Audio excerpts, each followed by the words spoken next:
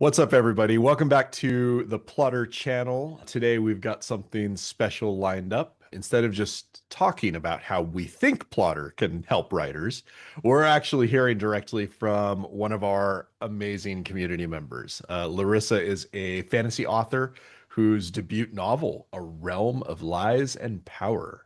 So let's just say it's packed with some, intrigue, magic, unforgettable characters, all the stuff that you want. We're going to dive into her writing journey. We're going to talk about how she uses Plottr to bring her stories to life and what's next for her as an author. And if this interview goes off the rails, we'll just blame it on me forgetting to plot it out properly. Okay. So, Larissa, can you tell us a little bit about yourself and the kind of books that you like to write? Yeah, so you did an excellent introduction. My first debut novel came out December of 2024. Still have to think what year we're in. I know. Um, so I know it's crazy. It is a fantasy romance, so it is kind of up the alley of anyone who might like Fourth Wing or any of Sarah J. Maas's and Rebecca Yaros's works. That is my ideal target audience, which Plottr was actually really great in helping me figure out. So that was lovely. But I just hit the end on the sequel to that book, again, because of the help of your wonderful programs. So I am super excited. That's kind of the biggest what's coming up as I go into editing and revising. That really, really long beast of a draft, because it is way longer than it should be. So that's probably the biggest stuff. And then I have some local events here in Wisconsin too. Wow, that sounds great. That's exciting that the second book. So you got it in draft stage right now. You're done with the draft. Yes. All right, so we're all different as writers. Some of us look forward to being done with that first draft and digging in and cutting and revising. And some of us, despise might be a strong word, but some of us don't look as forward to that moment as others. How are you feeling going into that? So with my first book, it was totally different. I was really looking forward to it because I was like, okay, I could just see what I'm really capable of now Right. because the bad stuff is already on paper. This was my first time, like, I don't want to call it totally zero drafting because I did use Plottr, so I knew my beginning, middle, and end, but I was not thinking at all about my phrasing. I didn't let myself stop. I was like, I'm just going to write. I'm just going to write, which is good. I finished my draft way faster, but it is also way messier. So I'm well aware that my editing and revising process this time is probably going to take me a bit longer because I'm sure there are loose ends I need to tie up and things that need to get cut out. So I don't know. I'm kind of ambivalent about it, I Mhm. guess, because I know that it will be better when it's done. But I think that first read through, I'm just going to be asking myself why I even tried in the Just first place. just remember that's old Larissa that wrote that. That's not new Larissa. Yes. That woman did something different and that is what it is. So now we're going to move forward. And it's funny. I think that we are all writers that are like that in some way. That moment where you go from draft to edit, and you're like, what am I doing? Who was that person? What was he thinking? Bad choices were made. Yeah, bad choices were definitely made. So I did not want to do this, and I'm trying not to like spoil a ton in case readers happen to find this, but I included a little bit of a prophecy in this one that Mm. and I'm like, normally I don't do that kind of thing. Because I feel like it gets used a lot. So I was trying to do it in a way that was unique. And I'm like, did I did I set myself up for failure here because I'm trying to break the cliche? Maybe I'm not experienced enough to do this yet. But it was super fun. So we'll see. We'll see if that stays. Yeah, and that's an amazing thing about writing is everybody says practice makes perfect on things, but at least in my opinion, you learn everything when the book is published and done and you finish it. Because if you just write the draft and then bury it, you don't answer the question you just did, right? It can be both. Um, so can you tell us how you first heard about Plotter? What made you decide to give it a try? I will be totally honest. I don't 100% remember where the first place was that I heard of you. I'm going to guess it was probably via Instagram, only because I was a part of the Bookstagram and Writergram Okay. community Hmm. on there. So I am going to it's my strong hypothesis and guess because I've used you guys for a few years now that that is probably where I saw it because that's where I really started my writing journey. And I think I pulled most of my resources from other writers who were on that platform. Yeah, that makes sense. Speaking of writing routines, can you walk us through your writing routine? What does that look like for you? It used to be a whole lot more concrete, but I have a 2-year-old now. So my 2-year-old does not let me have a real consistent routine, hard as I try. So it used to be I would wake up a couple of hours before work, but now I'm a stay-at-home mom. So now I just kind of say I write within the margins of life. So that can be his nap. A lot of times it's his nap. Sometimes it's oh my gosh, he's eating lunch peacefully. I'm gonna write for 15 minutes. Um, my ideal writing routine is usually lighting a candle. I listen to writing meditation that is done by a wonderful author tuber. Her name is Abby Emmons. I believe her YouTube channel is Make Your Story Matter. She has a really good writing meditation that helps me clear my head before I actually start drafting. And then I will do writing sprints to keep myself going. So that's my ideal writing routine. It just doesn't always happen that way because I have a toddler. Yeah, I like the way you phrase that, my ideal writing routine, because so many Yeah. people say that. They're like, you need to brick this window and that window and make sure that it's a dedicated system and always do that. And as somebody with children who works at home and has a day job and writes, I like what you said. I write in the margins, Yeah. right? And that's I love the scheduled sit down. I'm sure that works great for some people. Yes. And I mean, I'm hopeful that like when my kiddo is school aged, maybe I'll be able to get a little bit of that back, at least a little bit. But as of right now, I know, like, again, a margin, right? Tiny, tiny, tiny. But that being said, like, I think so much of our writing inspiration comes from just living life. And if we're not living life, then we're going to have nothing to write about. Mm, So I just try to stay present as much as possible when I can. And then I don't feel so daunted when I do actually sit down to write. I love that. I love that. I try. So let's not spoil too much of the new novel, but we can talk about A Realm of Lies and Power, right? So can you share something about that? Can we talk about your debut novel a bit? Yeah, absolutely.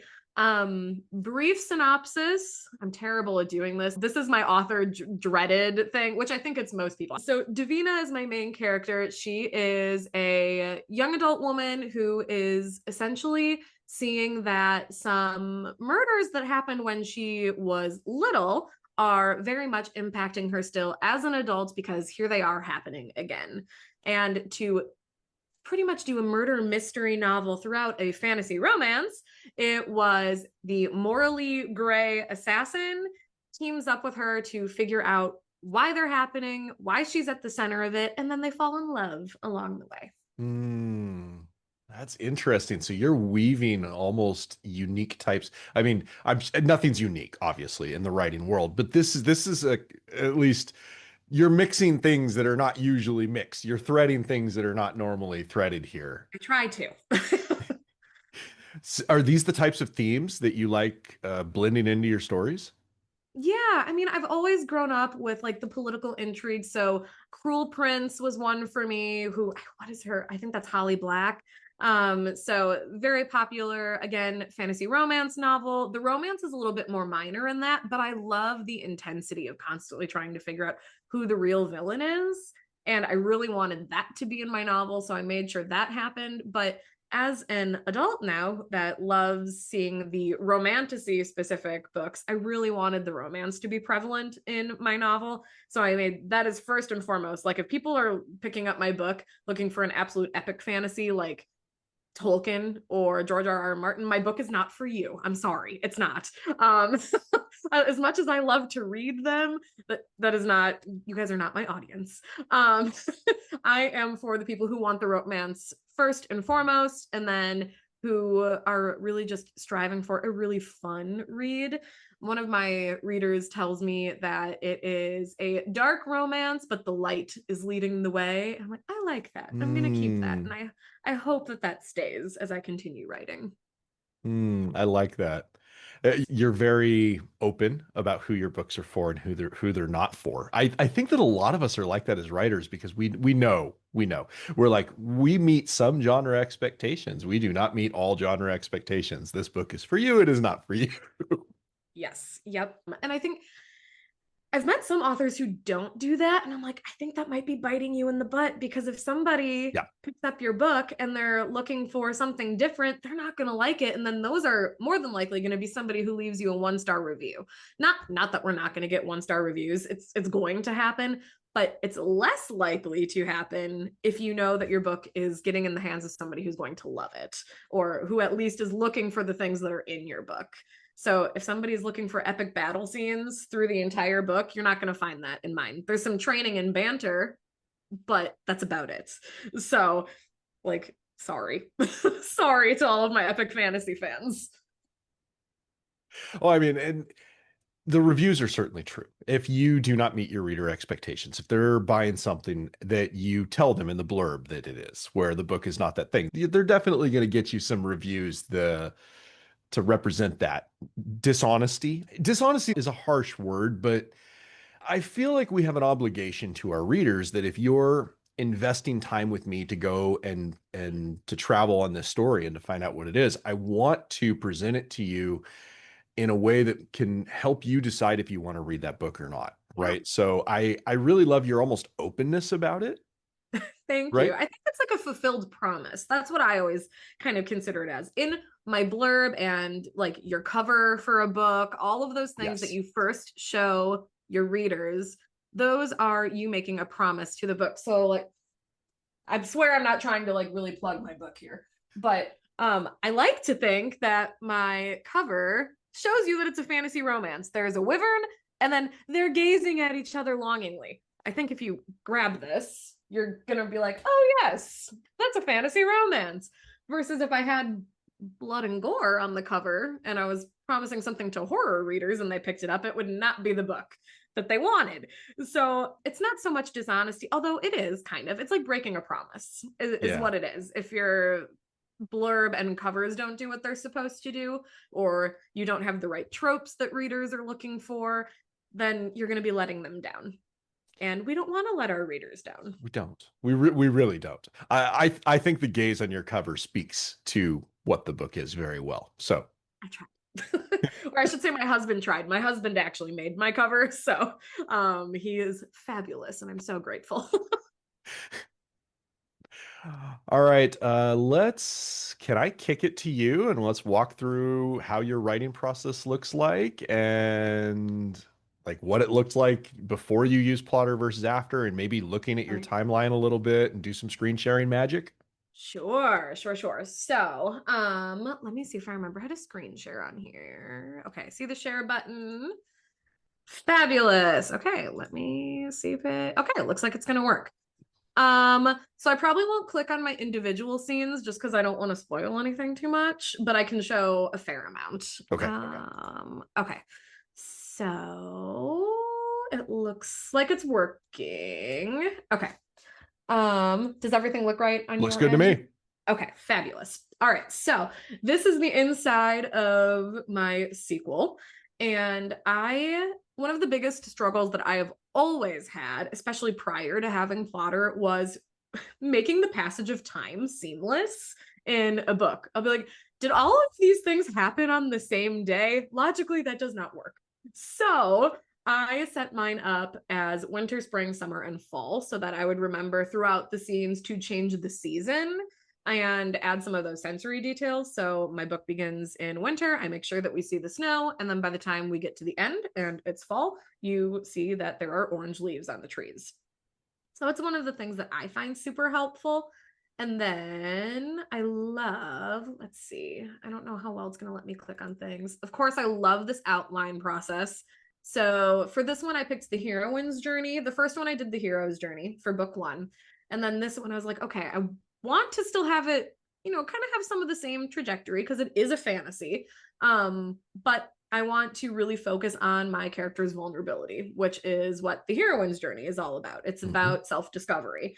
So I did that. And then I love that for every single bit, I can put in the characters and the places that these things are happening because sometimes I forget about the characters I made. I don't know if anybody else does that, but I do.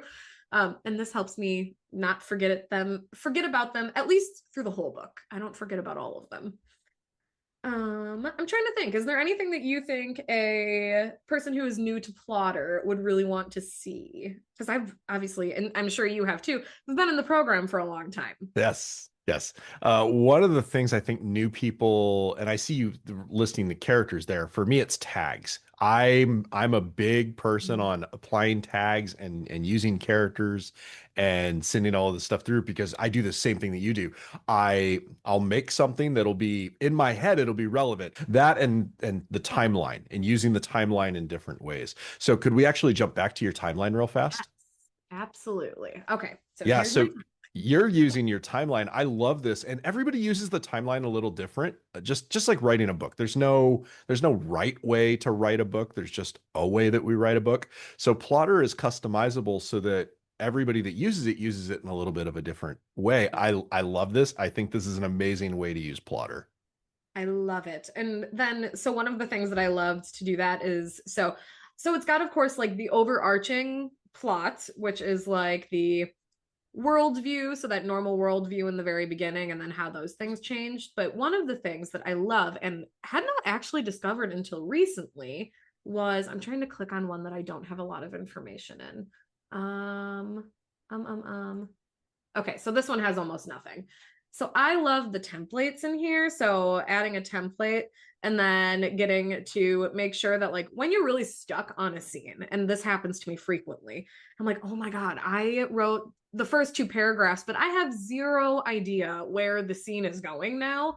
I love all of these different options, but another author tuber I love is in here, and it made me super happy. There is Sarah Cannon's scene roadmap. So for anyone who is a Hardy or a Heart Breathing fan, these are fantastic. It just really helps you set up that internal conflict and what do you learn about your characters, which I think is the most important part of every scene. So this is one of my favorite things that I can add to the timeline. This looks amazing. Speaking of characters, can we take a peek at your character tab? Let's see. Okay. So these are my characters. Some of them are supporting characters, of course, and then there are my two main characters. So I have Davina. She is my main girl. I love her. Her name means beloved. I don't know if anybody else is the character names have to mean something. My character names always have to mean something. But I love that I just get to add general notes, added a couple of images of inspiration that I think she might have looked like in the beginning. And I haven't gone in and changed these, and I should because I have character art now. I don't know why I haven't updated this. But then it gives me an actual character arc, which I love. So anyone who is new to Plotter and doesn't quite understand how their characters work, perhaps, or what information is essential to write a book and have your characters really seem real, well-rounded, three-dimensional, this is a perfect place for that. It has things like their goals, so an outward goal and an inward goal. So Davina's main character, and this doesn't really spoil anything because it's in the blurb, is to solve the murder of her parents and then the current serial killer within this magical city. And her inward goal is to stop being afraid, to process her grief, and to control her magic before it controls her. So those are the two biggest goals of hers. And it's so nice, I feel like, to write these down because that's another thing that as you're going through a whole plot, you can really lose track of the point. So when you get lost and you're like, oh my gosh, what was the point of this story? This is an amazing thing to refer back to. Yeah, help get you out of the weeds, you know? Yes. Yeah, 100%. A lot of our users are first-time writers, people that are trying to write their first book. And I love how you're highlighting on templates here because that's one of the design choices that we made when we are working on Plotter. So I love that you're walking through and highlighting templates here. They're And my you know, it's favorite. not at all because I've said a character's eyes were blue and then later said they were green. And that's never happened to me. So it's not that at all. That has happened to me. So I still like that this kind of works as like a story Bible. I think Yeah. people use that phrase now. So I can go in here when I'm drafting. So like drafting my sequel, I'm like, oh my gosh, I cannot remember what side. So Renwick has a scar over his eye, and I could not for the life of me remember which eye had the scar. And I'm like, this is such a stupid thing to get hung up on, but I cannot write this until I know which eye it is. And then I just get to go click on Renwick and it will tell me because I had it in here. Yep. So it's a really nice thing when you're first plotting. Of course, like this is an amazing tool, but it's so nice to use it as a story Bible while you are drafting too. So like as you learn something new about one of your characters, because naturally you're going to discover more as you draft, you can open this up, throw it in real quick, and then you know it's there for when you move on to edits or the next installment of the series. And that's a great tip for people right there is when you're using Plottr to use it to plan and outline your story, that's what the tool is meant for. So that's a wonderful tip for new writers. Yeah, fabulous. Do you mind if we jump to the places Oh, not at tab? all. Okay. So characters are great, but your characters do kind of need somewhere to go or to be. So, one of the really cool pieces that I loved about this too was characters have never been that hard for me to build. I am a very person-centered person. I don't know. Like I really Mhm. like people. So coming up with well-rounded characters generally wasn't that hard for me. I mean, not to say that there isn't always room for improvement because there is, but that's not usually the part that I would struggle with when starting a story. Coming up with my world building, however, very difficult for me. So I love that all of these different places are in here. And you can, of course, add images, which I find beautiful. I'm a huge Pinterest user, so I always loved using Pinterest, but there was no structure to Pinterest. I was Right. like, I saved this image of this house, but I don't know why I saved it except that it looks cool, I guess. So in here, of course, I can take one of those images and then write all of my notes next to them, giving it a description. So like the arcane, actually, I never changed this. It's realm now, not court. But this is the overall area. And then I can go in and say all of the little places that are in here too. So we have the Carnal Row, which is where the elite live. And then my personal favorite and my reader's favorite too is the night market. It's literally a magical black market.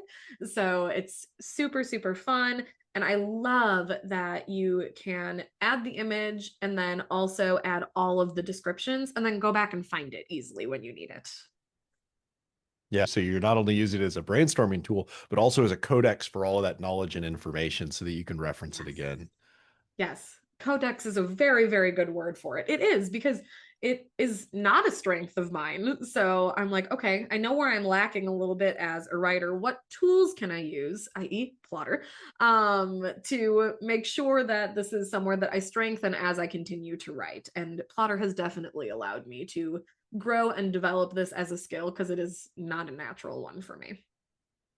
I hear that. I often tell people, I joke that my Plottr saved me from a divorce because my wife was tired of walking in and seeing 7,000 sticky notes on the wall with Oh. Sharpie marks everywhere. And one of the problems I had is people actually think you do that with plot lines, which you do, but I did it with places because I Oh. also have problems with places. So I would have like images taped to the wall, with little sticky notes next to it with all these things. It was awful. It was Like we're a not going to talk about the campaign dark grid. times.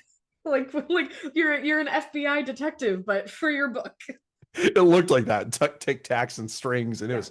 Yes. We won't talk about it. So I love it. But yeah, I love that this essentially works as a story Bible. And I believe, correct me if I am wrong, and I haven't used this tool, but you guys have something out there for that now too, don't you?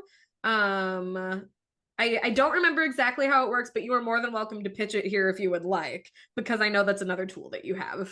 yeah, so we do have another tool, it called Story Snap, and Story Snap has some sub tools within it, like the beta reader simulation and a few other nifty things. It's more meant for when the work is closer in the draft stage to basically create the story Bible for you. So the way that you're doing your book is you're manually doing all of this work. But a lot of people want to just sit down and draft, and they draft and draft and draft. And then afterwards they go, I need a story Bible for my book. Well, then to create that story Bible manually would obviously take a tremendous amount of work, such as like a pantser just going at it and then going, but I actually need this. I need this in a data. I need a codex. I need a searchable form. So we created a tool called Story Snap to basically build you a Plottr codex to build you a story Bible after the book was already done. And it can be useful for revising and stuff as well. So it's a fun little thing. I have definitely been looking at it as far as revising now that I'm getting closer to that. Like I'm going to do my one read through to fix this, like the big stuff, but then when I'm like I know I'm missing all of these little things, that's definitely where I am intending to use that tool. So I'm very excited that that exists. Yeah. All Wow. right. Well, another thing that StorySnap has is, like I said, our beta reader simulation, Mhm. which is basically, as an author, you understand, but a lot of first-time authors might not know this. It's difficult to get beta readers, um, and they're important. But we'll just say that beta readers help you catch things that you may miss otherwise. And we have a tool inside of StorySnap that will basically give you 5 different personas that will read your book and give you feedback about it. They'll tell you what they like, they'll tell you what they didn't, they'll tell you if they would buy your book, they'll tell you if they would recommend it and what its strengths are and things like that. And it is not intended to replace an ARC team or real beta readers, but it is intended to give you a first pass on your book. So first time I wrote my book and handed it off to somebody, I sat there twiddling my thumbs, scared about what they would say because, and then they took 3 weeks to get back to me. I was a nervous wreck instead of being able to just snap and get the review. So that's a fun little thing. We're pretty proud of it. Yeah. We're pretty proud of it. You should be. You should Yeah. be. We're trying to make it easy for new writers. That's the idea. It's writing is a difficult thing, and we have tools to make it easier. Um, AI is never going to be able to write slash edit slash review in any way that a human. If you think it does, try it. Just give it a whirl. Go try to write a book using AI. But having said that, there are usefulnesses to it sometimes that can be used to help certain parts of the process, such as marketing or review work and things like that. So it's never going to replace people. But if you want, it is a useful tool in your lexicon. And some people are against the use of AI, and that's why we keep it out of Plottr. That's why we made it a separate tool, is because we understand that there are people who are sensitive about any use of AI, and we firmly believe that Plottr will never replace writers. It can't. AI can't replace writers. So we wanted to keep it out of Plottr and build it into a different tool. But if you're interested in that, in StorySnap or in the beta reader simulation, you can go to storysnap.ai and check it out. But thank you for the call out on that. Yeah, absolutely. I think, without diving too far into that conversation, because that always seems to get people in trouble. You're going to get me in trouble. I know. I'm like, your editor can cut this out if they need to. I just strongly believe that there are tools that can be used in good ways and bad ways, just like with anything else. Yep. So it is something that is potentially useful, and it sounds like you guys are doing it in the most ethical and moral way that you possibly can, and you have kept it out of at least one of your programs, so people who are uncomfortable with it do not have to use it. And I think that is beautiful that you are keeping your writers in mind. We're trying. That's the only thing that matters. I mean, if we're not keeping our writers in mind, what are we doing? So yeah, well, you're doing fabulous, I think. I'm biased because I love your program, but I think you're doing great. Well, I mean, we're all biased somewhere, right? What else? Is there anything else that you think would be good to show? I love that there is a note section in here too. I'm trying to click on it, but my bar is above it. So one of my favorite craft writing books is called, oh my gosh, hold on. Seven Figure Fiction, which is about universal fantasies. And I loved that information so much. So it's essentially about making your book taste good, because really, what makes food taste good? It's butter. So what's the butter of your book?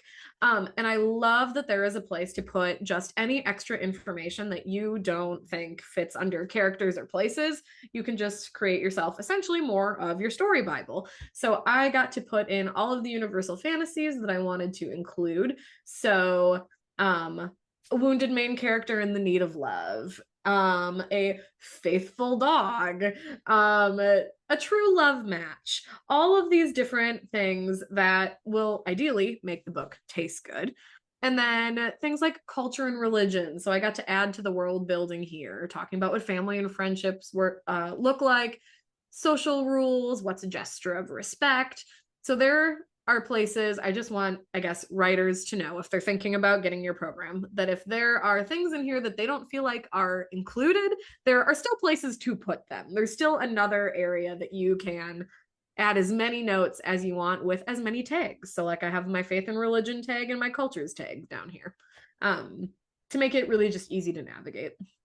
I actually, can we go back to that the butter universal notes at the top? Yeah, absolutely. Hear this. I adore this. This is fun. I need to do that. I'm stealing this. Do it. Do it. This is totally, I'm totally taking this. I feel like when I start the book, I know what I'm doing. When I get halfway through the book, I wonder what I did to myself. And when I get done with the book, I'm not sure if I accomplished my goals or not. And that's the fun thing. Writing a book is not actually that difficult, but writing a book and finishing what you set out to do in the beginning of the book, that's the challenge. That's the difficulty. So you're intentionally calling these things out at the top, way up here, so that not only can you reference it, but that you can look back and go, did I hit my goals? Did I meet my objectives? Is this what I want it to be? And I think that that's really important to do. I just keep that in my head and you make a note. Never mind, I'm stealing this. Yep, this is now mine. I take this. I claim this. Yes, please, anyone should use this. If anyone is interested in reading the actual book that it comes from, it's called Seven Figure Fiction. Hold on, I can really easily grab it. Seven Figure Fiction: How to Use Universal Fantasy to Sell Your Books to Anyone. It's by T. Taylor. She's fabulous, and she's also super transparent. I just like honest people. In the very beginning, she's like, I am not a bestseller of anything, but I also make thousands of dollars on my books because I do these things. So she's like, I'm not a bestseller, but I am able to do this full time, and this is how. So, super, super fabulous book. Everybody should check it out. There's a workbook too, which I do have, but I just ended up doing it in Plottr because it's the tool I use for everything. All right. I got another book added to my wish list. Thank you for that. It's a good one. It's a good one. I was going to ask how you balance the planning versus the actual writing. So I see a very rich plotter file. And like I said at the beginning, there's no right or wrong way to outline or plot a book. I want to write as fast as I can. So I tend to never have as much as I should have, and I start a little soon. Yours looks like this nice little middle ground where you have the information you need, but how do you actually balance that? When do you decide when to call that and call it and start writing, right? Yeah. So I actually, ironically enough, I shouldn't say just did, a couple of months ago, 4 months ago. I think that's a few months, whatever. I did a whole seminar at a writers conference on imposter syndrome. And one of the things I talked about was somebody who resists writing because they feel like they don't know enough and they just keep plotting and plotting and plotting and researching. And that was one of the like resistances that I talked about. So one of the pieces of advice that I always give is, just like people give themselves a writing deadline, you should probably give yourself a plotting deadline, which is what I do for myself, because I could absolutely play in Plottr forever. There are so many tools that in here that I don't even touch or use. And it's because I would just go down the rabbit hole. So at most, I give myself a week of plotting time at most. And then as I start drafting, if I am realizing that there are things that need to essentially be in my story Bible, then I just have this document up on the other side. I'll give myself 30 seconds to type whatever it is, and then I make myself go back to my draft. And one of the reasons I do that is because if you don't write when the ideas are fresh, you're going to forget them. So if it is a scene that you are adding or know that is going to be added, then put it into your Plottr document so that you don't forget it, but keep writing your ideas as they are fresh. So it is a balancing act, but it can be balanced really well. You guys also, I don't think he's with you guys anymore, but I chatted with him at the Story Garden Summit. I think his name was also Troy. And he did an activity where it was essentially planning your book in 90 minutes, I think, or something Yeah. like that. Maybe it was less. And I think that is a really great tool for authors or writers who feel like they're going to go down a rabbit hole. Just try to plot your book as fast as possible. And I do believe you might have some of those linked on your YouTube channel. Yeah, we do. Yeah, we have some videos on the YouTube that you can go and check out where we do that. It happens. It happens to everybody, I think. But you don't need that, in my opinion. And there are a lot of people that are just, they're like, I want to write one book and I've been working on it in my head for 10 years. And it's like, okay, now when we go to do the actual work, it can come out pretty quick and we can get you to the writing stage fast. That's why Plottr was actually made, was to help you get to the writing stage and finish a book. So we don't want you to stay in Plottr forever. As fun as it is to stay in Plottr, and I am so guilty of that. I will just stay in Plottr and tinker with my files forever if I don't have a deadline. So Yeah. that's exactly what I do too. You have a week deadline. That's a little extreme. It is. I think it's because, well, I'm trying this out. So this was how I did it this time around. I don't know if this is how I'll keep it. I'm not sure yet. But the reason I did that is because I had heard about zero drafting, Yep. and I was like, I kind of want to play with zero drafting a little bit and see how fast I can initially get like the bare bones done.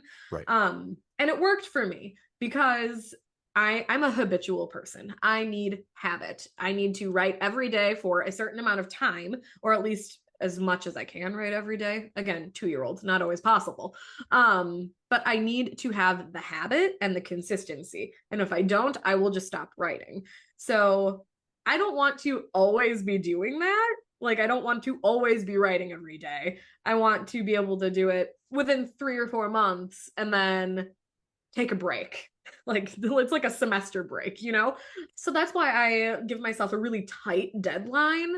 And then it's not like I can never go back. It was just it's the overarching the heroine's journey plot. I've got all of my acts planned out that I need done in a week. But the other stuff, like the world building, the characters, I can add that as I am drafting. So it's not like I don't go back in here because yeah, that would be, in my opinion, a little bit crazy. So Well, we're always revising, right? And that doesn't just mean the draft, that means how we write as well. And that's something that I try to stress to new writers, is that every book that you write is a new book. And they go, of course it's a new book. And I go, no, how you write it is a new book. How you go about writing it, your systems and processes evolve and change, and they need to change because books change and you change and the market changes and things are different, right? So we're always in that like phase where we're figuring it out as we go, yeah, for you sure. know, like what Yeah. you mentioned. So We don't want to be static, right? We want to be constantly evolving, both our books and ideally us as people. mhm. Very good. Very true. Do you have any advice? We're getting near the end of this, but do you Mm-hmm. have any advice for writers, new writers, people that may be struggling or people that may feel overwhelmed with trying to get their first outline done? Oh my gosh. There's so much I could say here, but I think really the foundation of it is to just give yourself grace and remind yourself that it doesn't have to be perfect.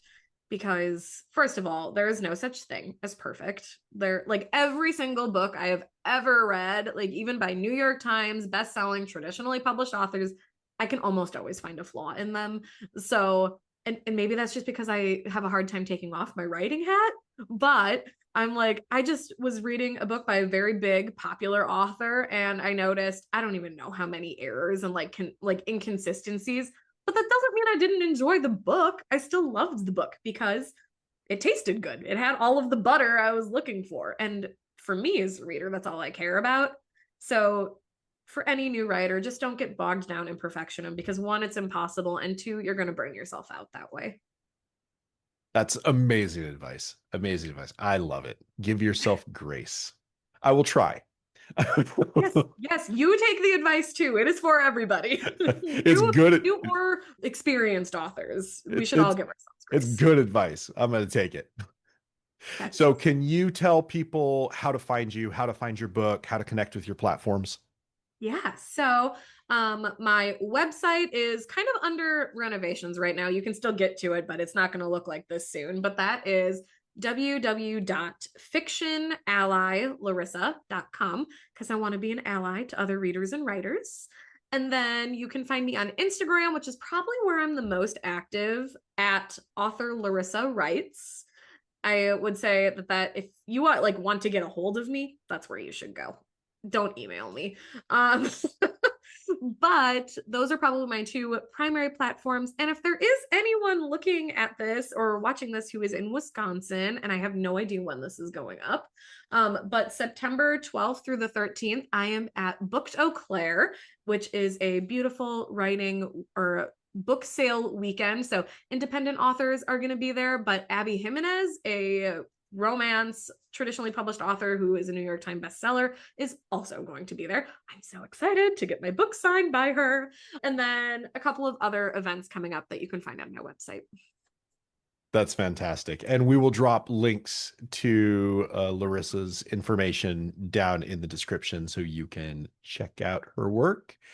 And if you haven't grabbed yourself a copy of A Realm of Lies and Power, maybe just saying, just throwing that out there.